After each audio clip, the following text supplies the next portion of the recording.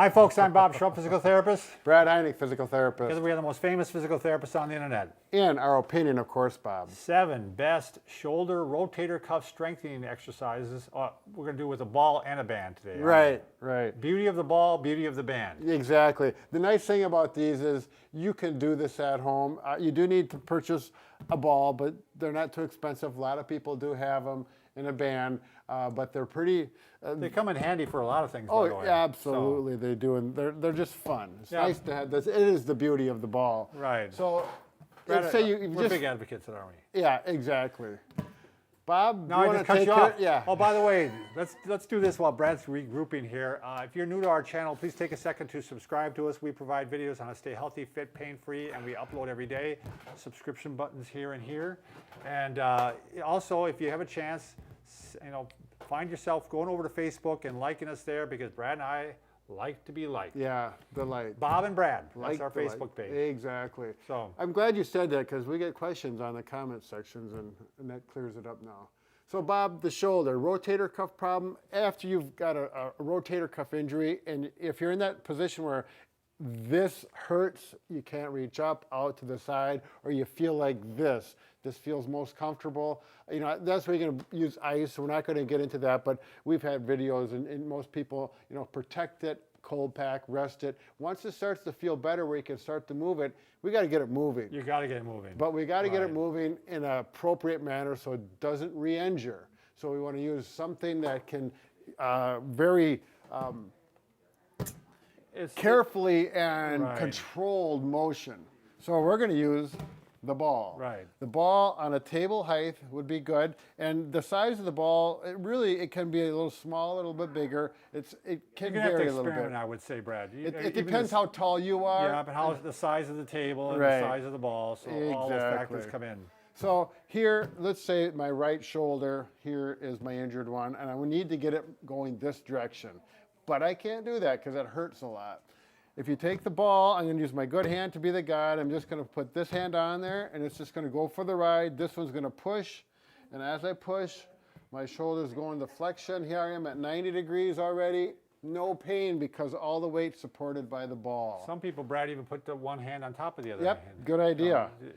To make sure that you're kind of guiding it. Yep, so, it gives you a little more sense of security with that. That's a good point. If you didn't understand it the first time, this needs to be pain-free. Right. I mean, we're not trying to irritate the shoulder. That's all we're doing. It's making it worse. A little stretch pain maybe, but that's about it.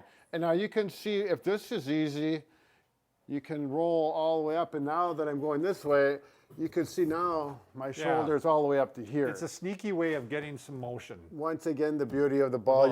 It takes the weight off of it. And once that starts to feel good, and you think, oh, it's getting easy with both hands, start doing it with just one hand. Then you introduce a little bit of strengthening. The other thing, before you get into that, though, we want to make sure we do more than this motion. We do this motion with our shoulder all the time. So with the ball, you just roll it back and forth again. Let's move this table over. So here now we're getting a little bit of internal rotation and external rotation too also. Yep, exactly. Yeah, so it's a combination of movements. So again, he's using the other arm to help out. Yep. And again, this should be pain-free. If it hurts into this direction, just go into this direction. Right, it might be just this way for a few days, and as it improves, we can start bumping into this direction, because usually going in this way has a tendency to have a little impingement there, so be careful with it. Okay, that'll come with time, all right? And then at that point, you can go to one hand. Now you can work with the extension on this, Bob. Sure you can. And why don't you show that, Bob? You're actually going to want to start working on, going back. That's what extension is, lifting it back this way. And believe it or not, by improving this direction, a lot of times all the other directions improve too. Right. So if it's too much to start off, you might want to start lower, but that's probably too low for me. Right. So I'm going to start up like this. So here I'm not that far. Maybe you should go on the end of the table. Okay. So you slide it down this way. Yep. There we go. Okay. So I'm starting here. I'm not that extended yet. But now, as I go back, you can see my extension is increasing. And if I want to increase it even more, I can bend down a little bit like this and do some of these.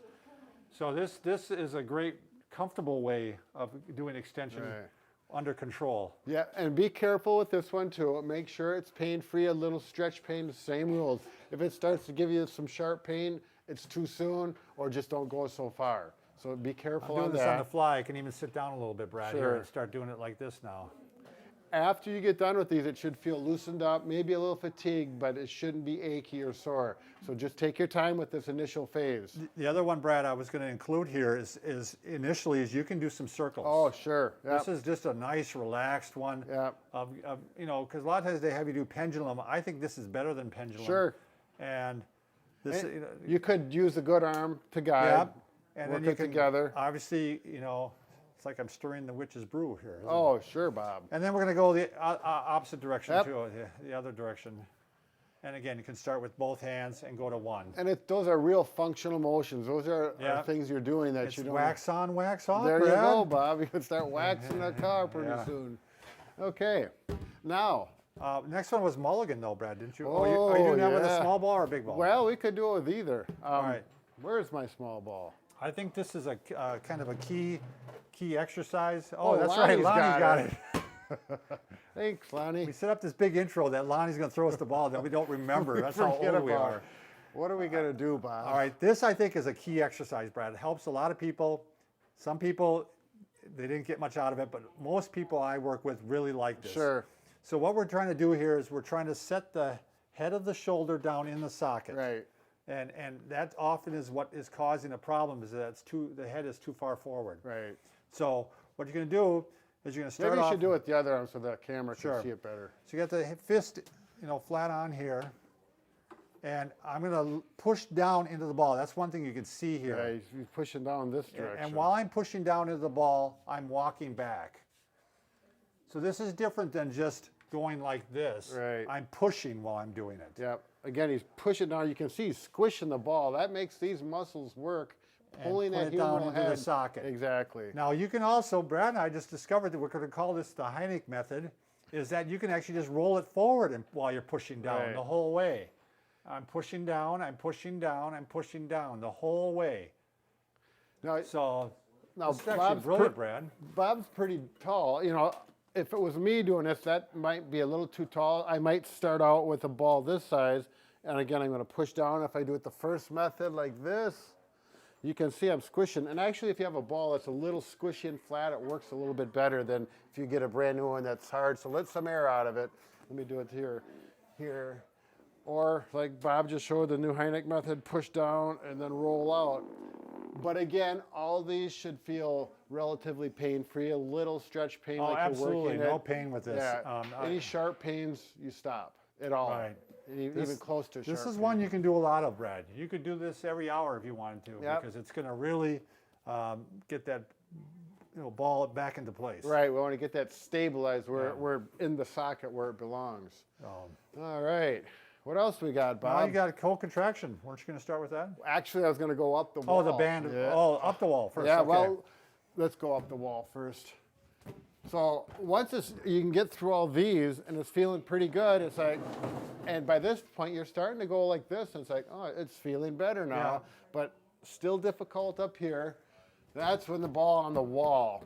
Okay, so if this is my sore shoulder, this hand I could put right over the top, and I'm just gonna use the ball to help stabilize and this arm to help lift. And still only going to go as high as pain allows. Right. So if it starts That's always the key. if it starts to hurt here, I'm not going to push into here and think I'm just going to work through the pain. It'll go away. We're just going to go up a little bit there, so back down. Just bump into the pain a little bit.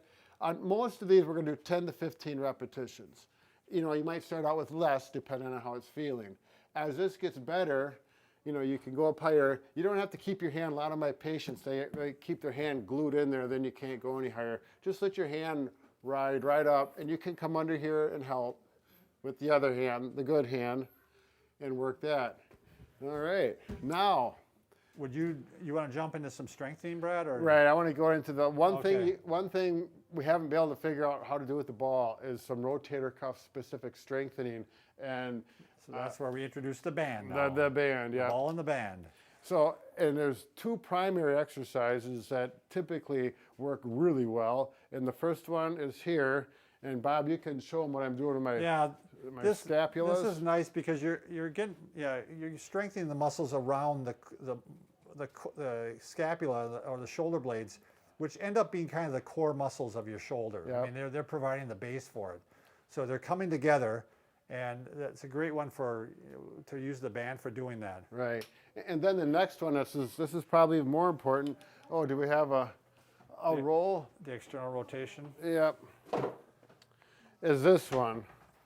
And Brad's going to, make sure that he's got his arm in the right place by putting a roll towel underneath the arm. The reason we put that there, because a lot of people have a tendency to do this. And if that drops out, your elbow came too far away from your body and you're not getting that rotator cuff. This part is at a right angle. Right, so I'm not doing this. And I talked about not doing this. It's all this, okay?